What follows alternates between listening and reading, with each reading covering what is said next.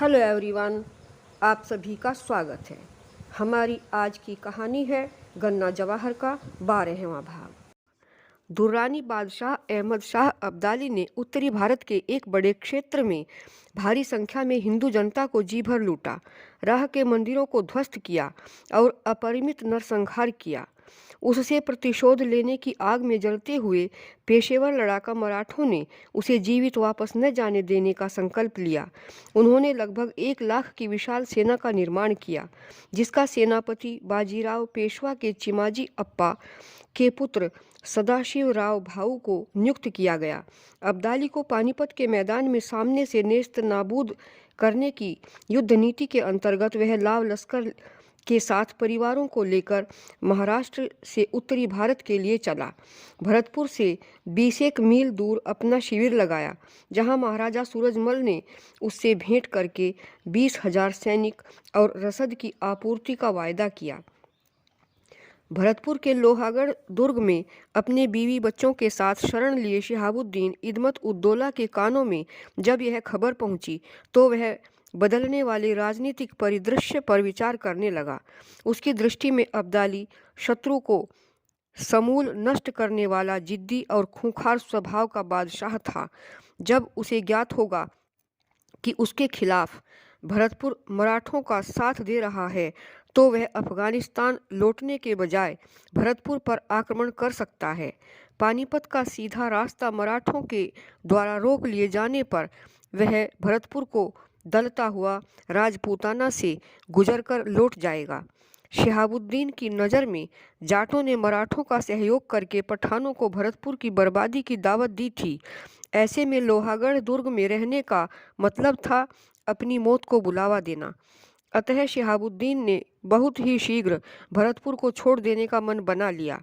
ग्वालियर मराठों से संलग्न न होकर तटस्थ था।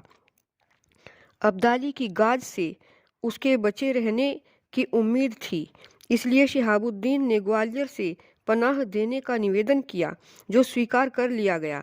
इसके बाद महाराजा सूरजमल से जाने की इजाज़त मांगी गई और बीवी बच्चों को तैयार होने के लिए कहा गया कि इस सप्ताह में किसी भी दिन सवारियां तैयार हो जाएंगी ग्वालियर जाने के लिए। लोहागढ़ दुर्ग छोड़कर जाने की सूचना ने गन्ना बेगम को बेचैन कर दिया। जवाहर सिंह से फौरन मिलना अत्यंत आवश्यक लगा। वह उससे मिलकर एक बार फिर अपनी मुक्ति के लिए प्रार्थना करना चाहती थी, परंतु इतने कम समय में भेंट कैसे हो? बुलाया भी जाए तो किसकी मार्फत? क्यों न एक खत लिखकर उसी सेविका को दिया जाए जिसने कुंवर साहब से मुलाकात कराई थी। अतएव उसने तन्हाई में एक खत लिखकर सेविका को दिया और बतौर बख्शीश कुछ सिक्के उसकी हथेली पर रखे। सेविका ने अपने पति के हाथों वह खत डीग पहुंचवाया।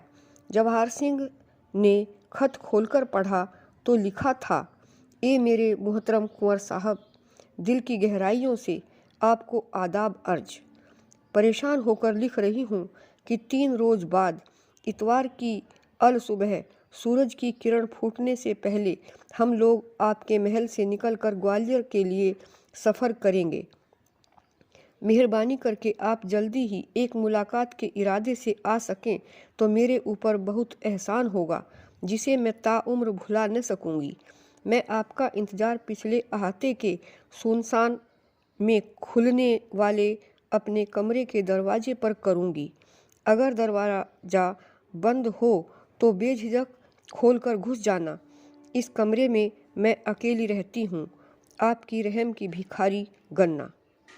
खत पढ़कर जवाहर सिंह अजीब धर्म संकट में फंस गया। पर स्त्री से गुप्त मिलन अनैतिक आचरण तो था ही, परंतु अगर कहीं वजीर को इस मुलाकात का सुराग मिल गया तो उसका अपना तो कुछ नहीं बिगड़ेगा, लेकिन गन्ना के ऊपर उसके कहर का ऐसा पहाड़ टूटेगा कि जिंदगी ही खराब हो जाएगी। नहीं, ऐसी अनाधिकृत चेष्टा नहीं की जानी चाहिए जो अपराध समझी जाती हो। जवाहर सिंह ने आराम कुर्सी पर बैठकर सिर सिरहाने पर टिकाकर आंखें बंद कर ली। सहसा गन्ना बेगम की सजीली छवि उसके स्मरण पटल पर चली आई। पिछली भेंट में वह किस कदर रूप सौंदर्य की प्रतिमा दिख रही थी। उसने गन्ना के प्रति अपना हृदय टटोला तो अविच्छिन्न प्रेम के अलावा कुछ नहीं पाया, किंतु प्रेम और आचरण की सभ्यता का संघर्ष भी रुकने का नाम नहीं ले रहा था। प्रेम से बड़ी जो भावना थी वह थी विश्वास। विश्वास टूटना नहीं चाहिए, बल्कि बरकरार रहना चाहिए।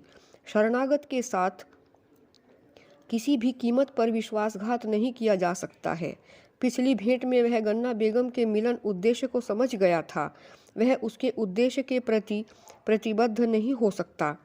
फिर भी पत्र आया तो एक बार मिल लेना चाहिए। मुलाकात का मन बनाकर जवाहर सिंह ने अगले दिन अपने संरक्षकों के साथ घोड़े भरतपुर की ओर दौड़ा दिए। जवाहर सिंह ने खत में लिखे निर्दिष्ट अहाते में पहुंचकर गन्ना बेगम के बंद द्वार का एक पट खोला तो प्रतीक्षारत गन्ना बेगम अध खुले द्वार से झांकी।